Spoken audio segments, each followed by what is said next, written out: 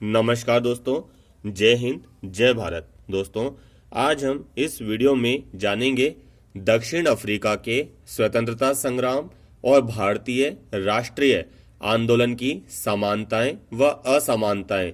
इससे संबंधित प्रश्न कक्षा 9th की परीक्षाओं में पूछा जाता है, विषय सामाजिक विज्ञान के अंतर्गत। इसलिए आपको ये वीडियो ध्यानपूर्वक देखना चाहिए।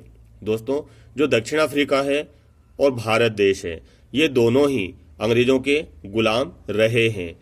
तो इन दोनों ने ही अंग्रेजों के खिलाफ स्वतंत्रता संग्राम में भाग लिया है, स्वतंत्रता की लड़ाई लड़ी है।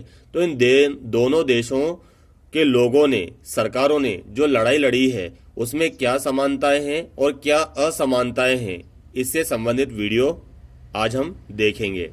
तो सबसे पहला है बिंदु, विभिन्न समुदायों के बीच का संबंध, यानी कि जो अलग अलग समुदाय दोनों देश में रहते थे, उनके बीच में क्या संबंध था, मतलब समानताएं और असमानताएं। तो सबसे पहले हम देखते हैं समानताएं। गोरे शासकों ने, मतलब अंग्रेजों ने अश्वेत और गैर गोरे नागरिकों को दोनों देशों में सदा नीचा माना है। ये जो गोरे शासक थे, उन्होंने काले गोरे का भेद किया है इन दोनों देशों में। गोरे लोग भारतीय और अफ्रीकियों को असभ्य मानते थे। जो ये अंग्रेज लोग थे, जो गोरे लोग थे, ये भारतीय लोगों को और अफ्रीकियों को क्या मानते थे? असभ्य मानते थे, यानी कि इनमें तो कोई अकल ही नहीं होती है। जबकि असमानताएं हम देखते हैं, भारत में अलग अलग समुदाय और धर्मों के लोगों में भाईचारे और प्रेम के संबंध थे। यानी कि हमारे भारत देश में अलग अलग समुदाय के लोग रहते थे, अलग अलग धर्मों के लोग रहते थे, इनके मध्य भाईचारे और प्रेम का संबंध था। यहाँ सभी अपने आप को भारतीय मानते थे, ये बहुत अच्छी बात है। यहाँ पर सभी धर्म के लोग, सभी समुदाय के लोग, सभी जाति के लोग अपने आप को क्या मानते थे? भारतीय मानते थे। लेकिन अब हम देखते हैं असमानताएं ना, असमानताएं देख रहे हैं हम। लेकिन दक्षिण अफ्रीका में अलग अलग समुदाय, जैसे श्वेत, अश्वेत, रंगीन चमड़ी वाले और भारतीयों के संबंध मधुर नहीं थे। यानी कि ये आपस में बटे हुए थे ये, और ना ही ये आपस में एक दूसरे का सम्मान करते थे, समझे? ना ही एक दूसरे का सम्मान करते थे। तो ये तो रही दोनों, मतलब अंग्रेजों ने दोनों देशों के लोगों के साथ एक जैसा व्यवहार किया है, परंतु दोनों देशों में ये असमानताएं थी। दूसरा बिंदु है नेतृत्व। नेतृत्व यानी भारत में किसका नेतृत्व था? गांधी जी का। और दक्षिण अफ्रीका में किसका नेतृत्व था? मंडेला का, नेल्सन मंडेला। तो हम देखते हैं सबसे पहले समानताएं। दोनों महापुरुषों ने अपनी लड़ाई अहिंसा और सच्चाई के सहारे लड़ी।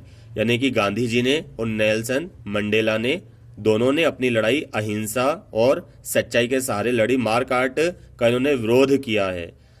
असमानताएं देखते हैं हम। नेल्सन मंडेला को उम्र कैद की सजा हुई थी। नेल्सन मंडेला को क्या हुई थी दोस्तों? उम्र कैद की सजा हुई थी। हालांकि गांधी जी भी कई बार जेल तो गए थे, पर उन्हें कभी भी उम्र कैद की सजा नहीं हुई। तो दोनों के नेतृत्व में ये समानताएं हैं और ये असमानताएं हैं, समझे? आगे तीसरे बिंदु के अंतर्गत, संघर्ष का नेतृत्व करने वाली पार्टी अफ्रीकी नेशनल कांग्रेस व भारतीय राष्ट्रीय कांग्रेस। यानी दोस्तों, जो दक्षिण अफ्रीका की पार्टी थी वो क्या थी? अफ्रीकी नेशनल कांग्रेस। और भारत की जो पार्टी थी उसका नाम क्या था? भारतीय राष्ट्रीय कांग्रेस। तो इसमें देखते हैं हम समानताएं और असमानताएं।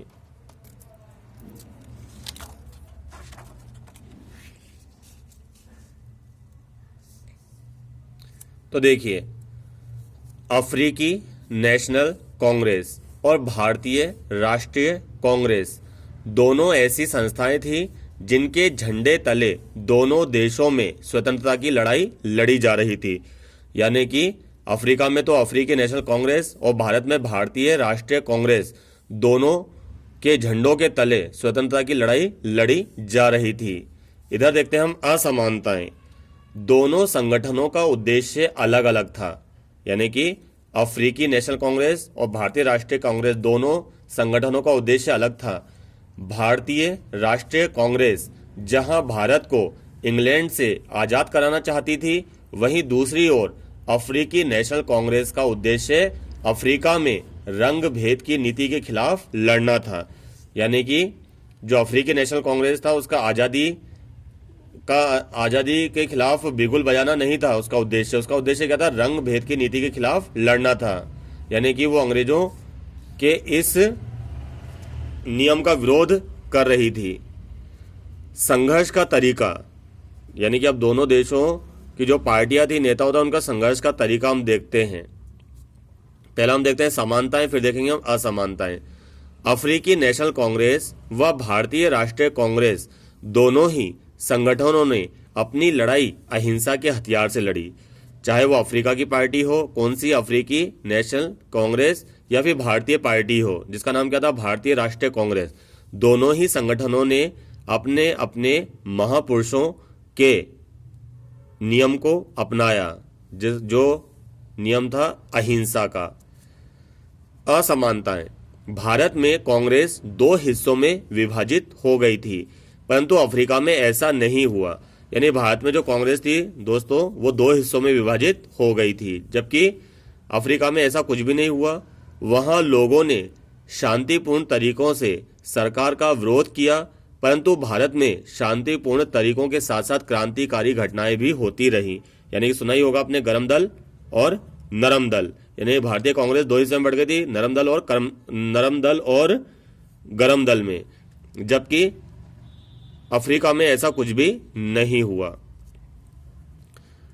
आखिरी है दोस्तों उपनिवेशवाद का चित्रण। उपनिवेशवाद का चित्रण में हम सबसे पहले देखेंगे समानताएं। 17वीं और 18वीं सदी के दौरान व्यापार करने आई यूरोप की कंपनियों ने दक्षिण अफ्रीका को भी हथियारों और जोर जबरदस्ती से गुलाम बनाया और उन्होंने भारत को गुलाम बनाया।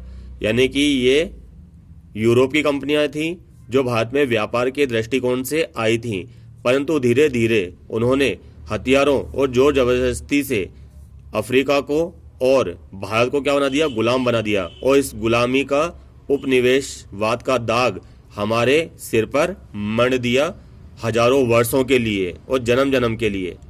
फिर है असमानताएं। भारत के उलट काफी बड़ी संख्या में गोरे लोग दक्षिण अफ्रीका में बस गए। यानी भारत के उलट काफी बड़ी संख्या में जो गोरे लोग थे वो कहां बस गए? दक्षिण अफ्रीका में बस गए और उन्होंने स्थानीय शासन को अपने हाथों में ले लिया। जबकि भारत में क्या करा था इन लोगों ने? भारत में जो सत्ता थी वो पूंजीपतियों को दे दी थी। किनको दी थी? जो ऊंची ऊंची जाति थी, जो गोरी गोरी जातियां थी, उनको इन्होंने अपनी सत्ता सौंप दी थी कि भैया अब तुम जमींदार बन जाओ और इन लोगों को, अपने लोगों से ही लूटो मतलब, ठीक है ना। इन्होंने ये चाल चली थी। जबकि यहाँ पर क्या हुआ था? ये लोग वहीं पर जाकर बस गए थे और अपने हाथों में सत्ता ले ली थी, गोरे लोग। उम्मीद है आज का वीडियो को पसंद आया होगा, समझ भी आया होगा। मेरे चैनल को लाइक करें, शेयर करें, सब्सक्राइब करें। धन्यवाद।